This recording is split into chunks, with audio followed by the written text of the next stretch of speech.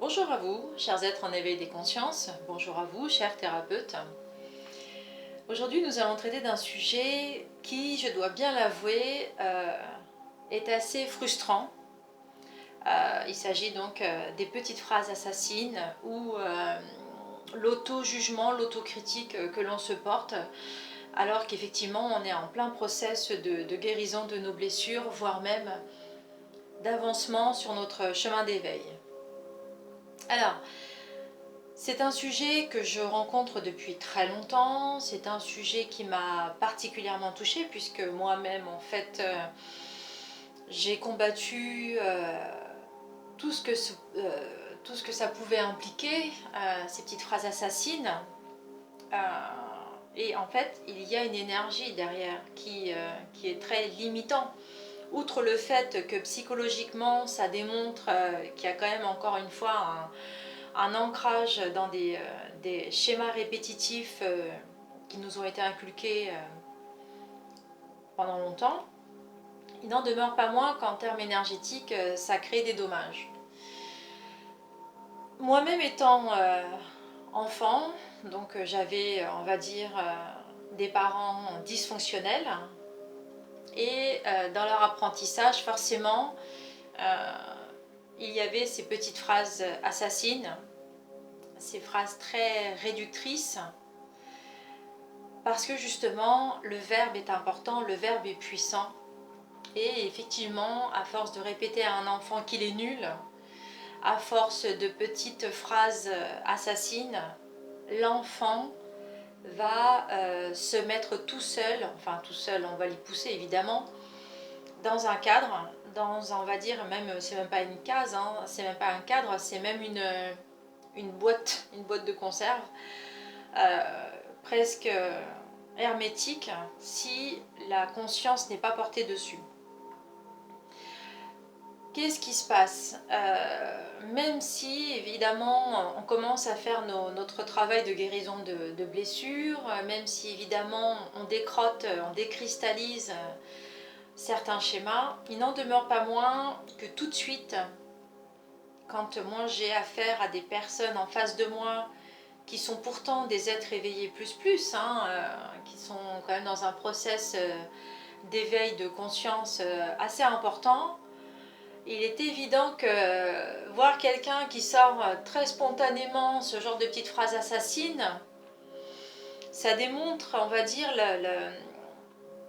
la ponctualité avec laquelle c'est dit, ça démontre à quel point le process a été mis en place depuis très longtemps et a enfermé la personne à tel point qu'elle-même ne s'en rend vraiment pas compte.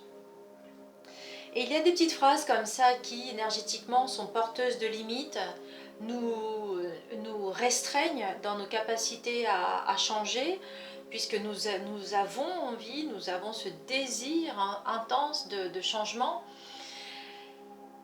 Mais voilà, ces petites phrases assassines nous empêchent de nous créer. Parce qu'il faut bien le dire, elles nous ramènent à quelque chose que l'on connaît, à quelque chose qui, même si c'est inconfortable, même si c'est pas forcément beau, même si c'est pas forcément quelque chose que on adhère, mais voilà, ça fait partie de nous, c'est quelque chose qu'on connaît, et donc on a l'impression que bon, ça fait pas plus que ça, c'est pas si important que ça, et pourtant si. Et pourtant si.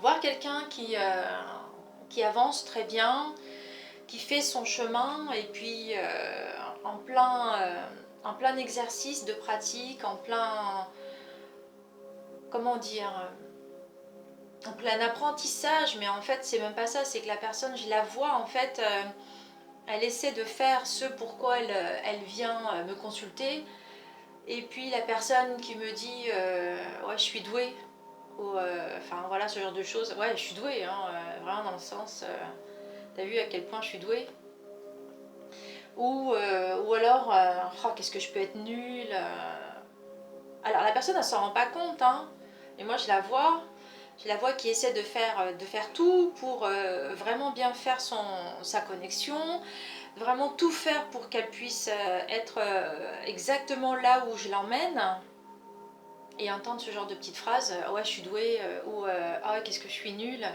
Vous vous rendez pas compte la violence que ça emmène en fait, la violence qui va avec. Et moi quand je vois ça, parce que la personne en fait je l'emmène à un endroit où effectivement elle va être dans ses plus hautes fréquences à elle-même. Et là la personne, alors effectivement il y a plein de choses en même temps, hein, quand elle fait ça, je le vois, hein, elle essaie de correspondre à quelque chose que j'attends, elle essaie de se mettre à une place où en fait là où on l'a attendu avant, elle essaie de s'y mettre, je le vois tout ça, effectivement je le vois, mais je fais abstraction. Moi ce que je veux c'est qu'elle arrive à un résultat énergétique où elle va être dans les plus hautes fréquences d'elle-même. Et dans tout son, on va dire, dans son parcours du commando, où elle va essayer de se hisser là où je l'emmène, à un moment donné, voilà, cette petite phrase assassine apparaît, comme pour montrer sa limite en fait. Mais elle s'en rend même pas compte. Elle s'en rend pas compte, ou c'est comme si en fait c'est, bah regarde, en fait c'est comme si, ouais tu vois je suis douée, comme si ça voulait dire, bah excuse-moi mais je vais peut-être pas y arriver. Sauf qu'en fait, elle n'en a même pas conscience à ce moment-là, et en fait, elle sabote elle-même là où je veux l'emmener. Et énergétiquement, c'est violent. Énergétiquement, c'est violent parce qu'en fait, la personne, elle est en train de se mettre dans des cases toute seule, alors qu'en fait, moi, j'attends une seule chose d'elle, c'est de lui faire parvenir à ses plus hauts plans, dénués justement de jugement, dénués de critique, dénués de tout ce qui peut être matériellement vécu auparavant, pour qu'elle ait cet espace en elle où elle va pouvoir aller se réfugier. Et la violence est importante énergétiquement parce qu'en fait la personne elle ne se rend même pas compte que là elle est en train de elle-même en fait se tirer une balle dans le pied quoi. Donc la première chose à faire quand on veut faire ce travail de guérison des blessures, quand on veut accéder à ce chemin de conscience sur lequel on a envie d'évoluer, et surtout quand on fait appel à mes services, parce que bon, effectivement, moi, je suis quand même quelqu'un qui a envie d'arriver droit au but. Voilà, si je prends quelqu'un sous ma responsabilité, vraiment, je veux que cette personne elle aille vraiment au plus haut plan d'elle-même. Hein. Donc forcément, je suis quelqu'un d'exigeant et effectivement, en face de moi, j'ai envie que les personnes puissent accéder à ce qu'elles m'ont demandé d'accéder. Donc effectivement, et j'en suis consciente dans cette envie d'exigence que la personne sent, avec laquelle je la mène dans ces hauts plans de conscience, il est évident que ces petites phrases assassines, premièrement, n'ont pas leur place. Deuxièmement, je fais apparaître le fait qu'effectivement, c'est violent. Et troisièmement, cette personne, elle a tout un chemin après à refaire, parce que entre le fait que moi je lui apprenne la façon dont elle a accédé à ces hauts plans de conscience, le fait qu'elle se saborde avec ces genres de petites phrases assassines, à chaque fois la gymnastique va être de revenir, et le problème c'est que quand elle va elle-même de son autonomie, et ça c'est valable pour n'importe lequel des apprentissages que vous allez avoir à faire, hein, même en formation, quelle qu'elle soit, même sans moi, hein, il y a toujours cette, vous voyez, on va dire, quand on apprend quelque chose, on l'apprend avec une certaine façon, puisqu'effectivement dans nos connexions synaptiques, en fait, on va mettre des choses en place. Donc forcément, si dans votre apprentissage, vous mettez ces petites phrases assassines qui vont vous réduire pour repartir, effectivement, quand vous allez aller après vous mettre dans l'expérience que vous souhaitez, effectivement, ça va aller avec. Vous voyez?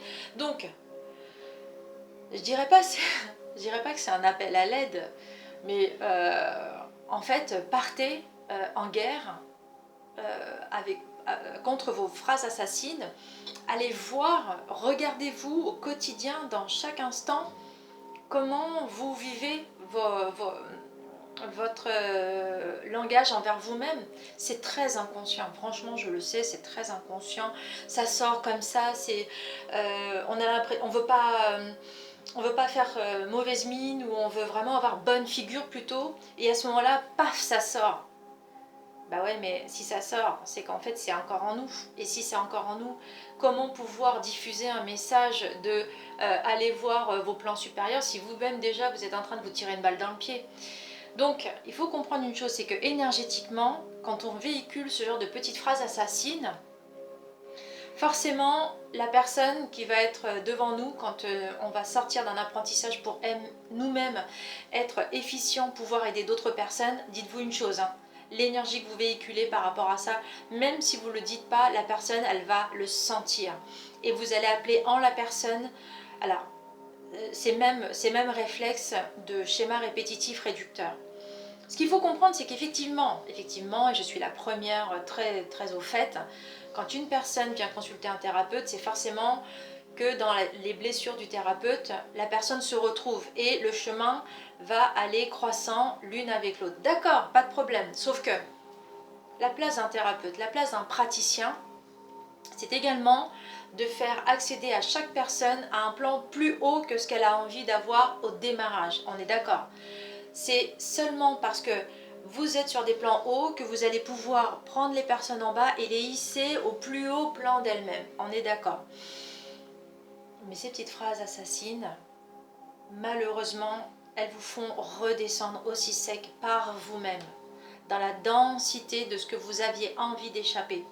Alors si vous tombez sur cette vidéo, c'est forcément que vous en êtes à un point où là vous devez épurer tout ça pour avancer, pour accéder à ces plus hauts plans de vous-même. Ce qu'il faut comprendre, c'est que effectivement, déjà il n'y a pas de hasard. Deuxièmement, si vous tombez sur cette vidéo, c'est que à ce moment-là, vous êtes déjà sur un parcours de guérison qui vous permet d'accéder à des hauts plans de vous, mais que voilà, vous limitez votre accès à votre dimension supérieure parce que ces petites phrases réductrices vous ramènent à un schéma qui est très incarnationnel et qui a été mis dans votre éducation, dans votre apprentissage de futur adulte. Parce qu'en fait, et là aussi, il faut avoir une certaine dose de compassion envers nos éducateurs, quoique qu'ait pu être leur déficience, leur dysfonction. Ce qui est important, c'est comprendre que de toute façon, à partir de maintenant, j'ai la responsabilité d'être ce que je suis. C'est pas dire ouais ben c'est pas de ma faute parce que j'ai vécu, j'ai été éduquée comme ça. Non, non, ça c'est fini ça. La victimisation, on s'en passe. Quand on en arrive à comprendre qu'on est sur un chemin d'éveil, on fait un process de guérison des blessures, il n'y a pas d'excuse à dire oui mais c'est pas de ma faute. Déjà il n'y a pas de faute, premièrement. La faute n'existe pas. C'est soit on prend la responsabilité, soit on la prend pas. Si on prend la responsabilité, ça veut dire qu'on passe du gamin spirituel à l'enfance spirituelle. Encore une fois, il y a une vidéo que j'ai faite à ce sujet, vous pouvez très bien aller la voir. Mais cette prise de responsabilité, ça vous fait également, on va dire, vibrer la sagesse en vous. Et donc forcément, qui dit sortir de là, forcément, ça veut dire également que là, vous accédez à un plan de vous supérieur. Et ça, c'est important. Ce qui est à comprendre dans le fait de prendre conscience de la façon dont on se parle, on s'énumère, on communique sur nous-mêmes à côté des autres, que ce soit consciemment ou inconsciemment, il est évident que ça ramène en nous soit une part de sagesse, soit une part de schéma qui parle malgré nous. Donc, de deux choses l'une, soit c'est malgré nous, soit c'est on prend la responsabilité. Le but étant, et alors je suis quelqu'un qui a combattu le contrôle pendant assez longtemps, et maintenant j'apprends de plus en plus à être dans un lâcher-prise, et effectivement, je suis amenée à toujours vivre dans ce lâcher-prise, le détachement sur tout ce que je vis, et effectivement, je vous encourage à comprendre que même si on est dans un lâcher-prise, avoir un certain, non pas contrôle, mais recul, se voir dans ce que l'on fait est important. Dans ce qu'on va transmettre, tout ce qu'on va nous-mêmes expérimenter est important. Et les apprentissages qui découlent de ce que l'on peut apprendre de sortir de schémas qu'on a eu à faire et mettre une sagesse dessus, ça veut dire qu'on accède à un plan supérieur. Ça veut dire que la personne qui va venir à nous, on va la comprendre, parce qu'elle-même, elle est dans ce process-là d'entre deux, et on va l'aider justement à prendre, non pas le contrôle, mais prendre le recul, et voir elle-même où est-ce que effectivement elle va pouvoir accéder à des meilleurs plans d'elle-même. Et alors maintenant, la dernière petite chose que l'on peut faire justement pour parvenir à stopper ces petites phrases assassines que l'on a pour nous-mêmes, c'est quand par exemple, des fois on va voir, le premier process, ça va être de vraiment conscientiser qu'on a ces petites phrases assassines. Et dans la façon dont en fait on va vouloir s'empêcher de le dire, l'énergie va rester là. Vous voyez, cette énergie qui fait que on sent que ça veut sortir, on va pas le dire parce qu'on sait que ça, voilà, là on prend conscience que effectivement c'est pas pour du mieux pour nous. L'énergie est là et cette énergie on peut la transformer. Et ça va être plutôt de dire ouais, t'as vu comme je suis douée, c'est waouh, qu'est-ce que je suis douée, j'arrive à aller là où je veux.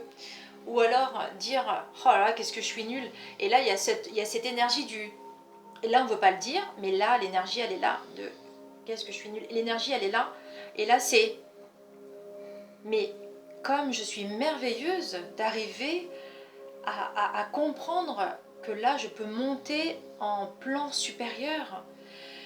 Vous voyez, c'est vraiment cette énergie, il va falloir faire cet effort de la transformer. Parce qu'effectivement, dans un premier temps, quand on va s'en rendre compte de ces petites phrases assassines, on va avoir ce réflexe de ne pas vouloir le dire, pas vouloir le sortir. Par contre, l'énergie, elle est là, elle est latente. C'est cette énergie-là qu'il faut transformer. Et c'est voilà, c'est si c'est vraiment, si c'est ouais, qu'est-ce que je suis douée, tout ça c'est facile, c'est waouh, ah ouais, effectivement là je suis douée, j'arrive à accéder à des plans que j'arrive pas avant, d'accord. Si c'est des trucs réducteurs, dans le sens ouais, je suis nulle, ou qu'est-ce que je suis nulle, ou pour dire que des jolies choses, et ben là c'est effectivement, on sait qu'on va le dire, on le sent, l'énergie est là, et c'est mais qu'est-ce que, franchement, je suis top d'y arriver. Là, franchement, je sens qu'en moi, il y a quelque chose qui s'opère pour que je me transforme. Vous voyez? Et là, il va falloir faire cette gymnastique, de prendre comme si c'était une amorce, comme si on a mis le pied sur un starting block. Parce que là, c'est ce qui se passe, on met le pied sur un starting block réducteur, donc ça nous tient là, et pouf, on se fait sortir, et voilà, là on se donne la possibilité de rebondir, de partir. Il faut que ça devienne, il faut que ces petites phrases assassines, ce soit l'amorce vers quelque chose de profitable, qui va nous faire décoller justement. Il ne faut pas que ça nous réduise, il faut qu'au contraire, là, puisqu'on, ça y est, on a l'amorce, ça y est, on comprend que là, ça nous a réduit, ça y est, on le sait maintenant. Allez, bim, on rebondit, on saute et on part. Et on va plus loin. Et on va plus loin. Encore une fois, en faisant ce genre de choses, on transcende des schémas qui nous ont réduits. Des schémas qui font que notre ego... Et à ce moment-là, il faut l'engueuler, notre ego. Il faut... Et en fait, moi, des fois, je me surprends encore. Des fois, je me vois...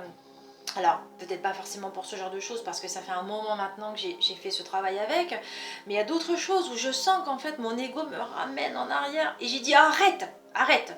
C'est pas des énergies, c'est pas des plans qui m'ont fait me développer, au contraire, c'est des plans qui m'ont retenu, tu m'as mis une chaîne là à ce moment-là, alors arrête, permets-moi maintenant, travaille avec moi plutôt que de me réduire, sinon je ne veux plus travailler avec toi. Et là, il faut se le permettre. Là. Il faut faire en sorte que notre ego, à ce moment-là, il travaille avec nous. Il faut faire en sorte de faire cette gymnastique, de dire à notre ego, mais aide-moi là, plutôt que de m'asservir. Arrête, j'ai plus envie de dire ça. J'ai plus envie d'avoir ce genre de petites phrases assassines. Ça y est, ça fait partie de mon passé. Tu veux faire partie de mon passé ou tu veux faire partie de mon avenir? Si tu veux faire partie de mon avenir, si tu veux être avec moi, reste avec moi. Vous voyez? Et en travaillant comme ça avec votre ego, vous allez lui permettre à lui aussi d'évoluer. Et lui permettre d'évoluer, ça veut dire lui permettre aussi d'accéder à d'autres plans où il va nous permettre justement de sortir de la rationalité à la spiritualité de notre être. Et là, c'est bon, on va dans le même sens. On va dans le même sens. Alors à vous tous, chers êtres en éveil des consciences, à vous tous, chers thérapeutes et surtout praticiens de l'énergétique qui avez d'autres personnes à driver, à accompagner, prenez conscience aller à la découverte de ces petites phrases assassines, de cette autocritique. N'oublions pas, en psychologie on le dit, la critique c'est souvent un appel à l'aide. Une personne que l'on voit critiquer une autre personne, c'est qu'en fait c'est un appel à l'aide qui est transformé, qui sort d'elle en fait, voyez. Sauf que plutôt que d'en faire quelque chose d'honorable, ça va être quelque chose qui va redevenir du plomb, voyez. Donc, transformons notre plomb en or par les amorces que l'on va se créer. Profitons-en et créons-nous des espaces d'amorces. Transformons ce plomb de ces phrases assassines, de ces schémas autocritiques qui nous rabaissent, à de l'or en nous, à une découverte de ce que l'on va devenir avec ça, et faire en sorte que chaque personne qui va nous croiser, on va pouvoir l'aider à accéder à sa propre richesse intérieure. Donc à tous, chers êtres en éveil des consciences, chers thérapeutes et praticiens, je vous souhaite une belle découverte de votre alchimie intérieure. À bientôt.